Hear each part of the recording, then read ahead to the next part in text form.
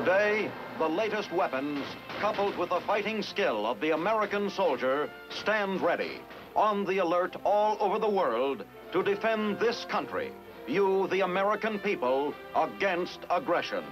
This is The Big Picture, an official television report to the nation from the United States Army. Now, to show you part of the big picture, here is Sergeant Stuart Queen. Since its inception in 1941, Army aviation has steadily increased its capabilities. Until today, it is a vital factor in any concept of ground warfare. Originally used only for artillery observation, today its varied tasks range from the transportation and resupply of whole combat units to television surveillance of the enemy and evacuation of the wounded. Tomorrow, it may well revolutionize the method of waging war.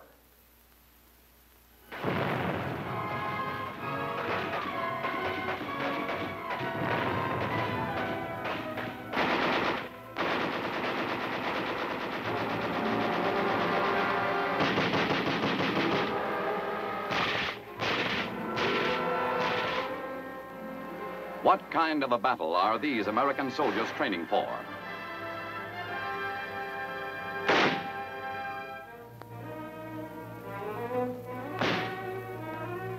Will it be a war using conventional weapons?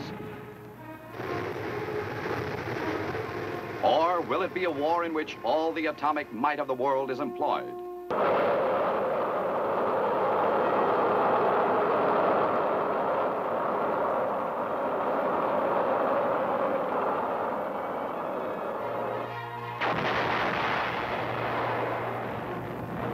Nobody knows. Nobody can predict just what the future holds. We hope that in our strength there will be such a deterrent to war that no war will ever come. But if it should come, we must be ready to fight any kind of war that someone else has started. Now, as never before, the outcome will depend on our ability to rapidly adjust our armed might to meet varying forms of aggression. For such a flexible army, we must have streamlined, self-sufficient, hard-hitting forces with great mobility and increased firepower from conventional as well as from atomic weapons.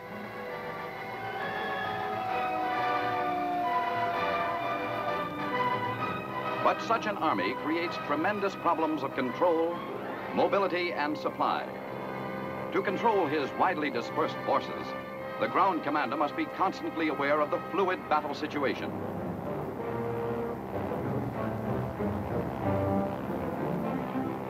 He must know just where the enemy is and just what he is doing. He must have aerial television surveillance of the enemy position. Only when he is constantly supplied with this information can he then guide his own forces into battle.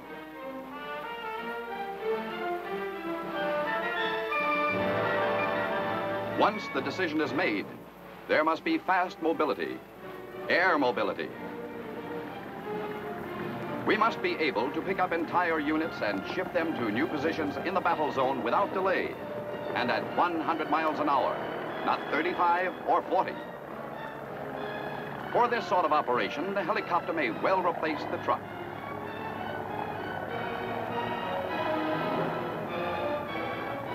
To solve these huge problems of control, mobility, and supply created by this new concept of battle, your Army has taken to the air.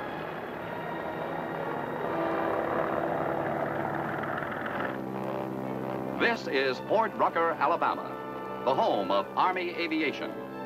This is where the bulk of Army aviation training is carried on. This is where most Army aviators earn their wings. Only recently raised from the temporary status of camp to the permanent position of a fort, Brucker is designated the Army Aviation Center for the United States.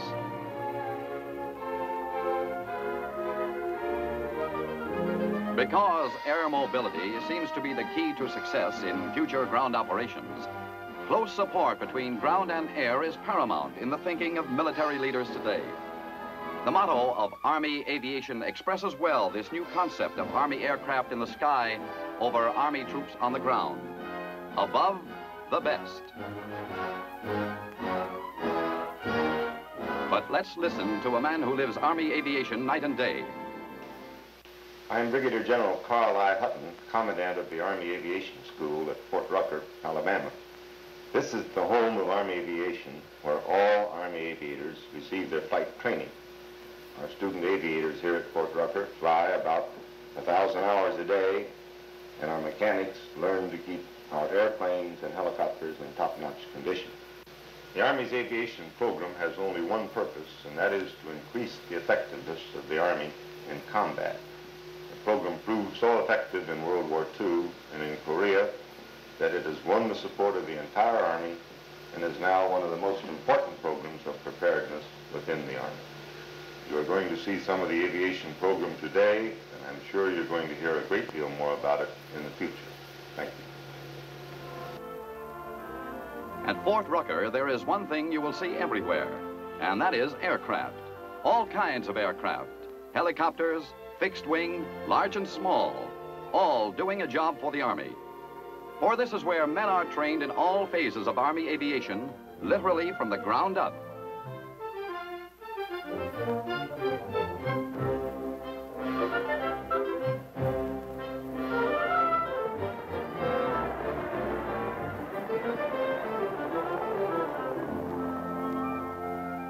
But Fort Rucker is more than a training installation.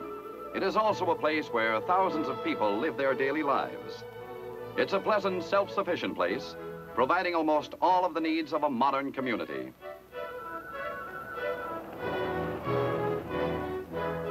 There are places of worship and places for recreation as well.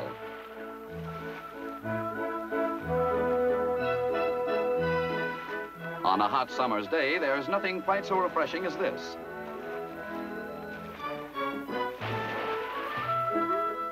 The outstanding thing about Fort Rucker is that it is the home of the Army aviator, the soldier with wings, who is fast becoming a familiar figure in the armed forces of the United States.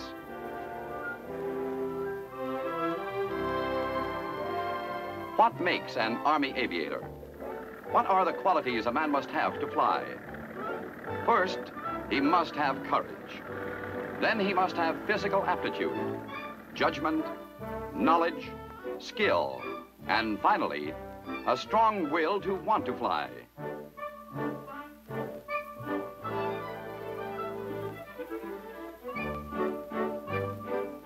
How does a man achieve these qualities? He must have the basic ones to begin with. And if he does, the Army will give him the knowledge and the skill here at the Army Aviation School, Fort Rucker, Alabama.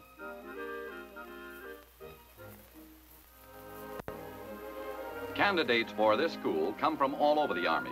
Some are officers and some are enlisted men, depending upon the training they're to receive. But any man at the controls of an aircraft has to be physically fit. A thorough physical exam is a must before training begins.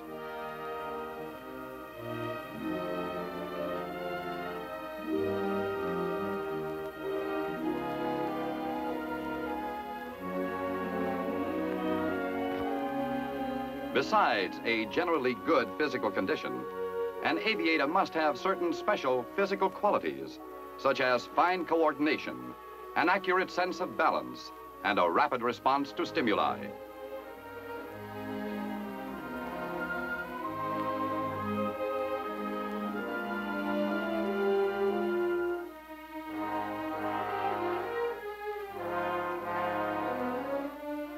Ears are important, because it is here that the sense of balance is located.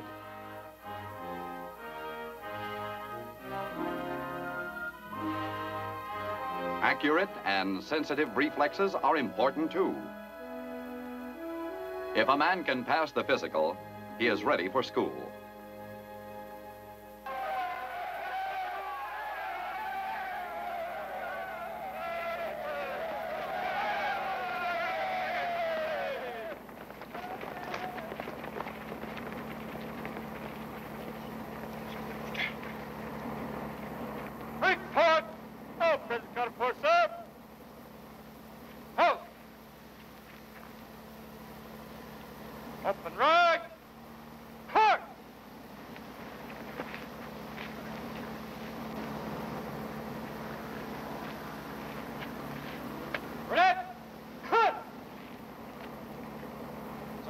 The Army Aviation School has two basic types of training, helicopter and conventional fixed wing. This is a daily occurrence down here at the pre-flight section of the helicopter's pilot school. It is OCS type training, and it has to be. It's a warrant officer who flies one of the Army's big new cargo helicopters. And right here, the Army is turning enlisted men into warrant officers in just 22 weeks. Candidate Welch, your boots are not properly shined. Sir, Candidate Welch, yes, sir.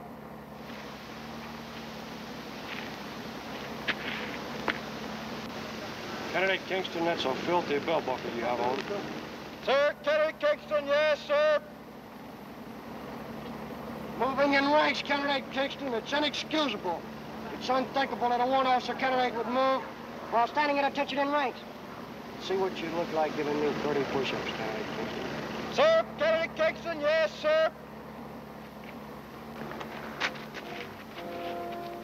1, 2, 3, 4, 5, 6, 7, 8, 9, 10, 11, 12, 13, 14, 15, 16, 17, 18, 19, 20, 21, 22, 23, 24, 25, 26, 27, 28, 29, 30. Those men who have the physical stamina, the courage, and the judgment, but most of all, those men who have the will to fly. They will get through the spin and polish of pre-flight training and move on to the next phase. There is a warrant officer's bar waiting for those who succeed.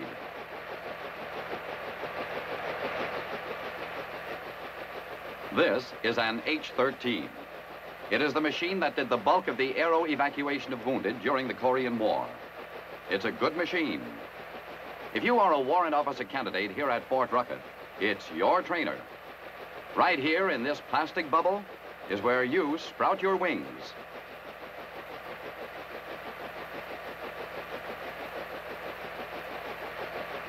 The first time you go up, you can't really be expected to grasp all that the instructor pilot by your side is telling you.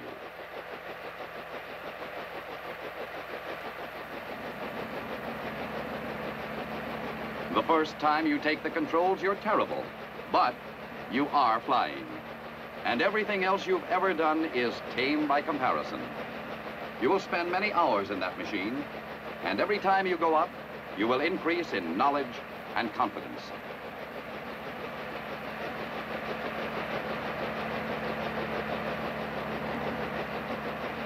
Cyclic control, gyroscopic action, auto rotation, and dissymmetry of lift begin to mean something to you. But most important, you start to feel how to fly. You've got that chopper under control now. You listen to what the instructor pilot is telling you, and you grow in experience. You're flying the machine all the time now.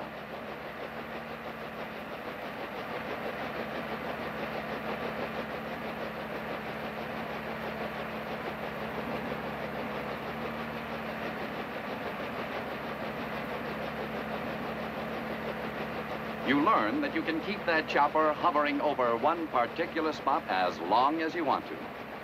You begin to feel you're getting pretty good.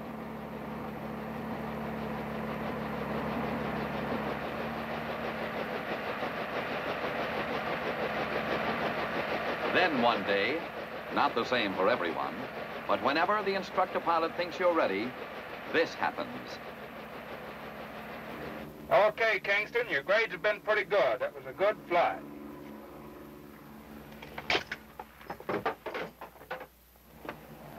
Let's take it around by yourself. You think I'm ready, sir? Sure you're ready. No sweat. Take her around. Let's go. You are about to solo.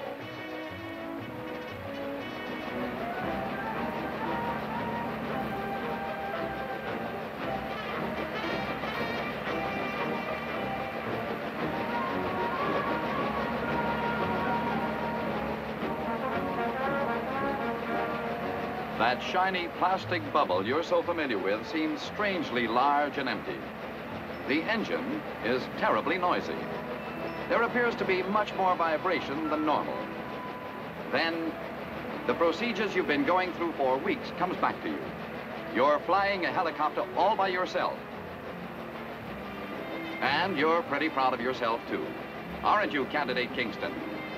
The whole world is stretched out at your feet.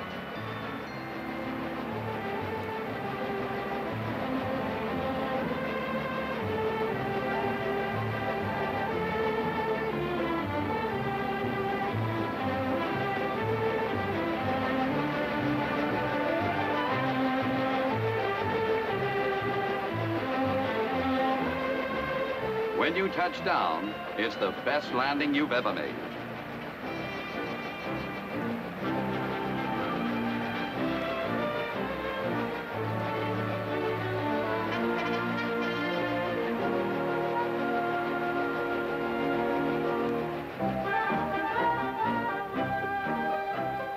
You feel pretty good.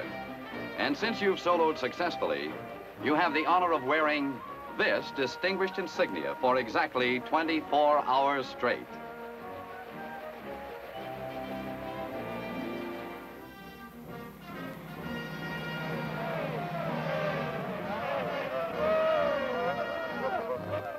You wear it even to bed, because if you fail to have it on for so much as a second, it's treats for the entire class, including the instructors.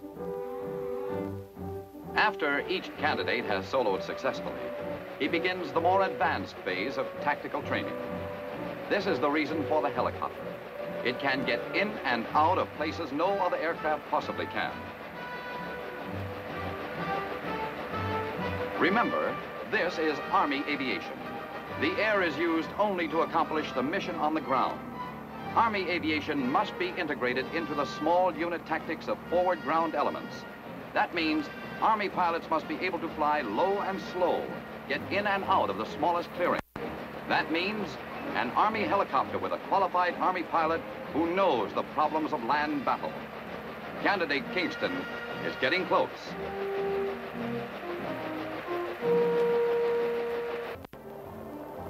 Egg beaters, whirlybirds, choppers, whatever they're affectionately called, helicopters are doing a tremendous job for the Army.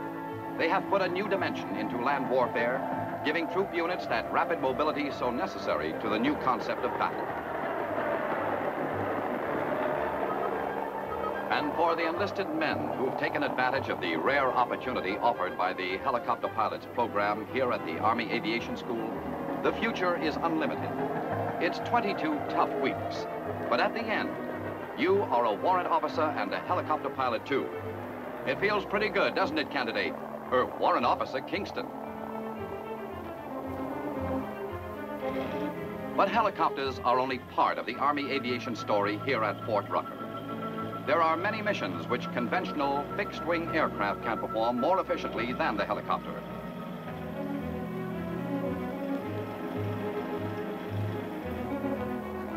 Because of the sensitive nature of these missions, only officers can apply for fixed-wing pilot training. Meet Lieutenant Haley, slated for the Army Aviation Tactics course here at Fort Rucker. Like all flight training, the fixed-wing tactics course begins right down on the ground with some fundamental principles. The Army concept of aviation demands that all aircraft be able to get in and out of battle zone locations. This goes for conventional aircraft as well as helicopters. Consequently, much of the tactical training stresses landing and taking off in confined areas. Every student receives many hours behind the stick of an L-19 making barrier takeoffs and landings. The pennants are 50 feet up on a wire. The object is to come in over the wire and roll to a stop within 600 feet.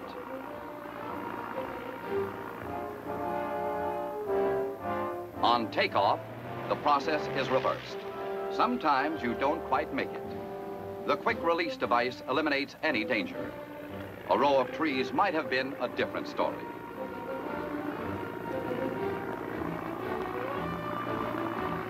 From barrier landings and takeoffs students graduate to operating off unimproved landing strips. Okay, Lieutenant Haley. Let's say that field over there is close to an artillery OP and you're bringing in an observer. Let's see if you can sit us down along that row of trees.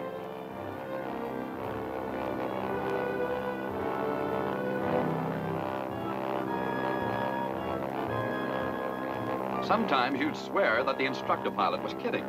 That's not a field, it's a pasture. And it certainly wasn't meant to have airplanes land in it. But you go down and have a look anyway. You check the layout of this so-called landing strip. You check wind direction and figure just how you're going to get in. Then you land.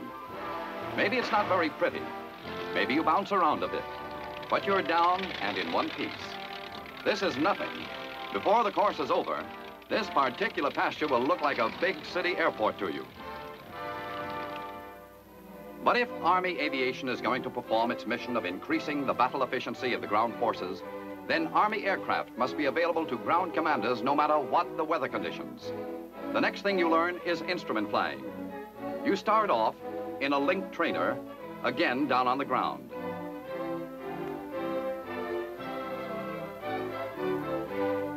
You are given a particular set of courses and altitudes to fly, and you get simulated wind and weather conditions.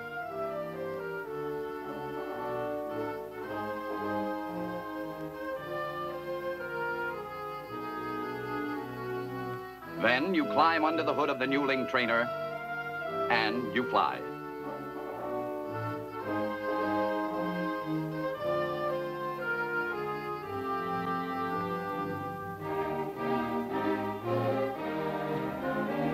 Inside, the sensation is one of actual flight, as in reality you keep in touch with the control tower by radio.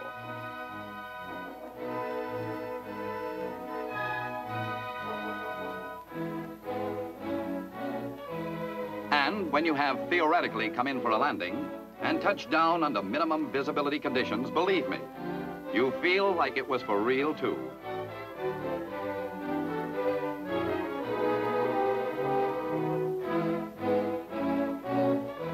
Lieutenant Haley will move on to actual instrument flight, and when he graduates, he will take his place among the growing number of soldiers with wings, dedicated to serve above the best. This is Army aviation in action. Ever since its formation during World War II, its biggest job has been the adjustment of artillery fire.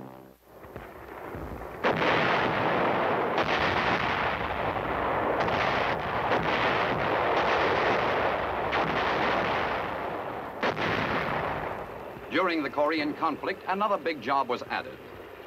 There are thousands of men today who owe their lives to rapid aeromedical evacuation by helicopter.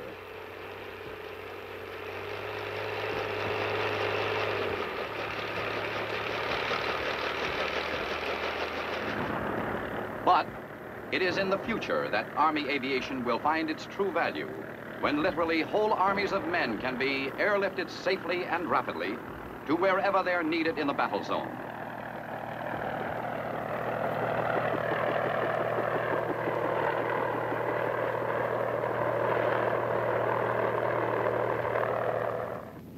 Supplies, too, can be airlifted from one place to another. With the new heavier helicopters, a constant flow of food and equipment can be maintained.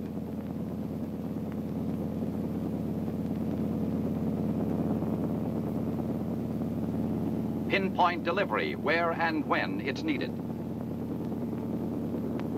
And how about this for versatility? A damaged aircraft is air transported back to the main base for repairs, a saving in time, money, and effort.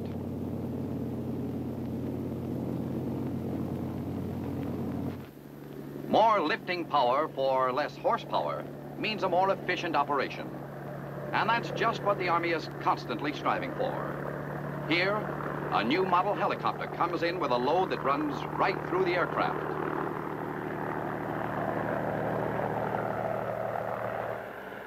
Flexibility of operation is another objective constantly aimed at. This model of the L-19 is at home either on water or on the land.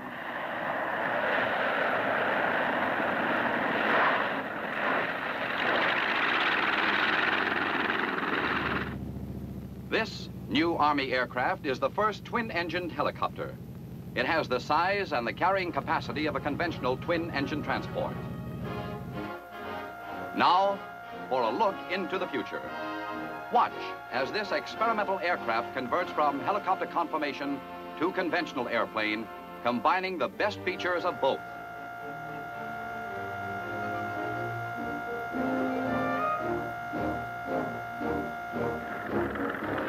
Army Aviation, today and tomorrow, creating a new concept in the science of warfare, adding a new dimension to ground combat. Yes, to win the ground, your Army has taken to the air.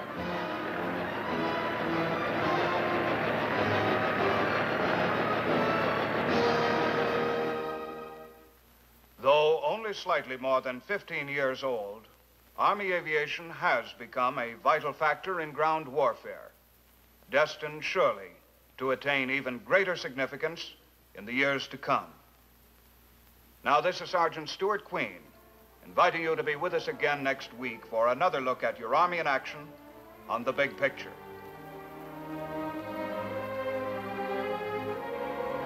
The Big Picture is a weekly television report to the nation on the activities of the Army at home and overseas. Produced by the Army Pictorial Center, presented by the United States Army in cooperation with this station. You too can be an important part of the big picture. You can proudly serve with the best equipped, the best trained, the best fighting team in the world today, the United States Army.